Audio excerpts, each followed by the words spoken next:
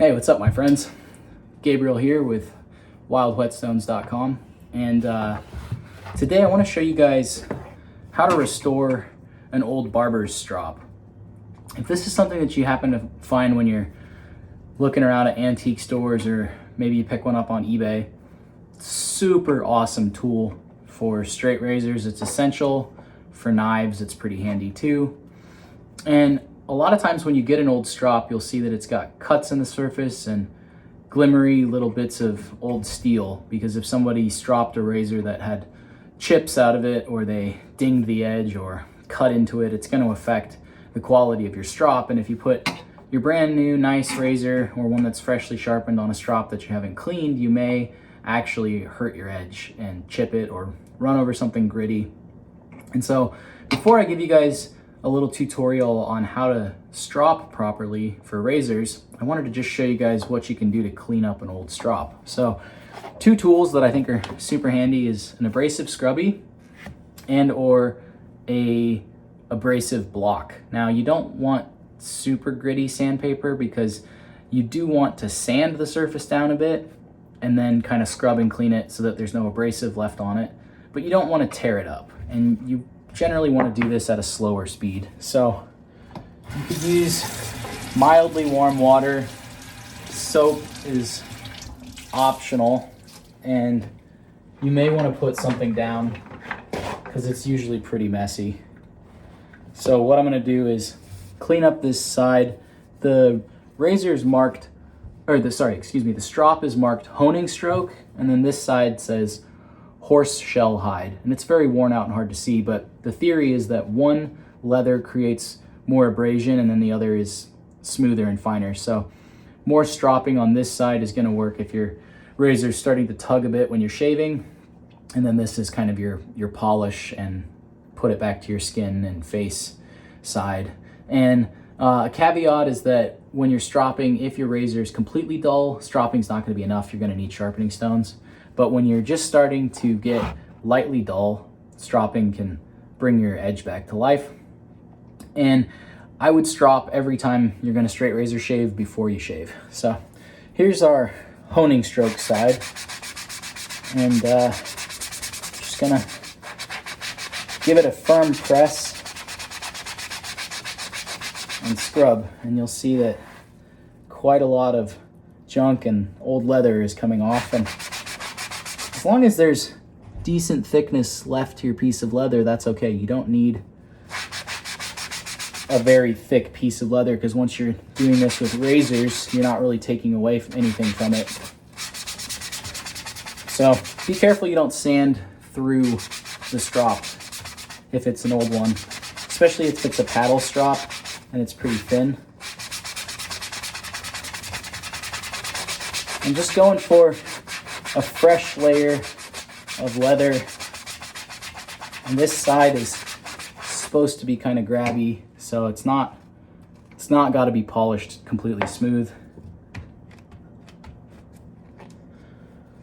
That is the technique for doing just your basic scrub, and you can see that the leather's gotten pretty conditioned and smooth. You'll want to clean off the old chunks of leather that you've kind of abraded up, and just get it really well cleaned before you're going to put a razor to it. But that's a great way to restore a strop that's just dirty. Now, because this side has some gouges in it and some glinty pieces of old metal chunks, this side I'm going to give a little more love. And I noticed that when I was scrubbing it, not a whole lot was happening. And that's in part because horse shell hide is just kind of a lot slicker. So I was noticing that to get through those cuts in the razor strop was taking a lot of work. And so out of just experimentation, I decided to take one of these dressing stones that comes with a Naniwa Chaucera and just give it a sanding. So same principle. You don't want to do this evenly. and you're trying to make this more smooth and better, so you don't want to lift up and dig into it with the corner. Just trying to get out the random junk that's accumulated in it and on it. If it's got cuts in it, you can use this to try to sand past the old gouges.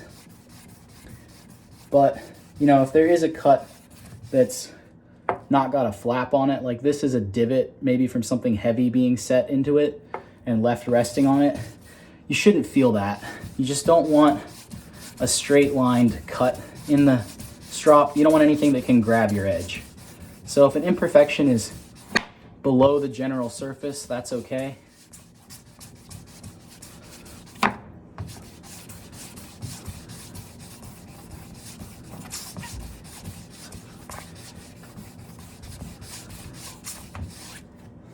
Let's take a look at that.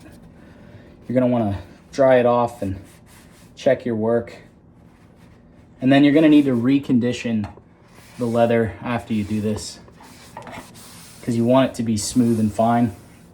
And as you strop razors over time, your strop is actually going to load up with metal, and that is going to actually make it finer and less grabby. You can also just use the oils from your palm and just rub it with your hand. You could spend a considerable amount of time doing that, or you could use shoe leather dressing.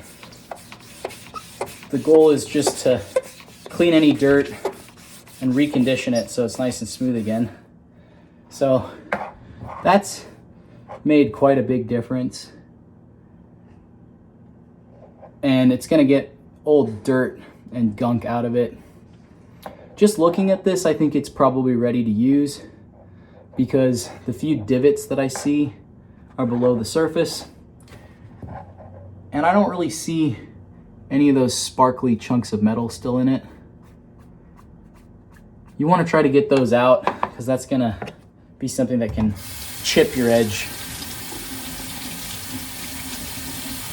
I might give it just a little bit more, but it should be about ready.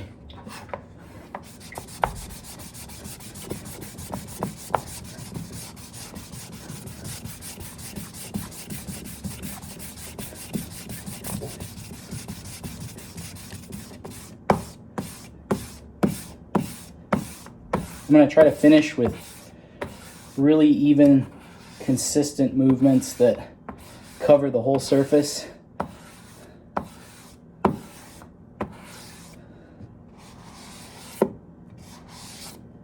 And maybe just a little bit of extra care along the corner.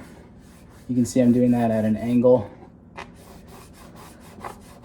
because when people slip off, the edge tends to be the first thing that gets nicked if it's not a serious cut. And we just want that nice and smooth. All right, I'm gonna get this cleaned up, and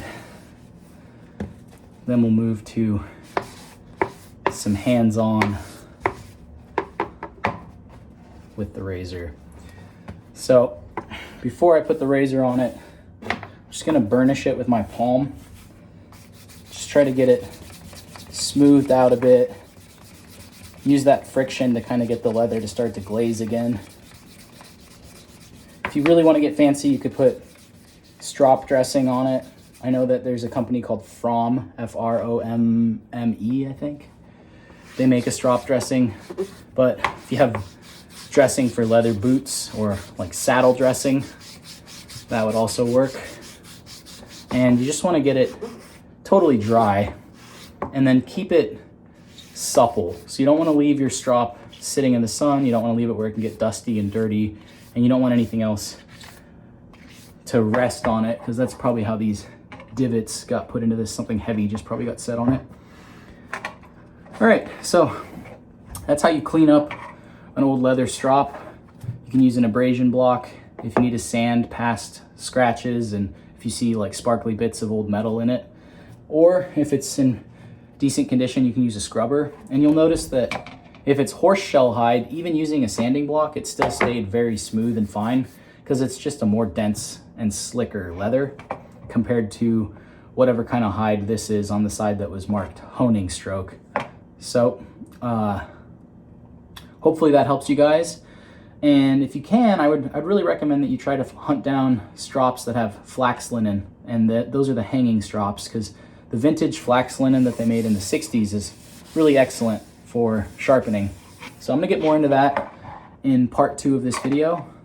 And if you guys like this, then feel free to subscribe here to the YouTube channel. And also, if you want to add your energy to our community group, then come check out the Facebook group Wild Whetstones Natural Whetstone Sharpening Community. We're really close to breaking 9,000 members, and I'm really pumped with how much engagement we've got. There's just thousands of people in the group with tons of knowledge, and that's also where we first let people know when we're doing sales, special deals, or we have new products available for wildwhetstones.com. And also naturalwhetstonesharpening.com takes you to the same web address. So those are both our sites, and same name for the Facebook community. Hope that helps you guys, and I'll see you guys for part 2 with how to strop razors. Peace, power. See you guys next time.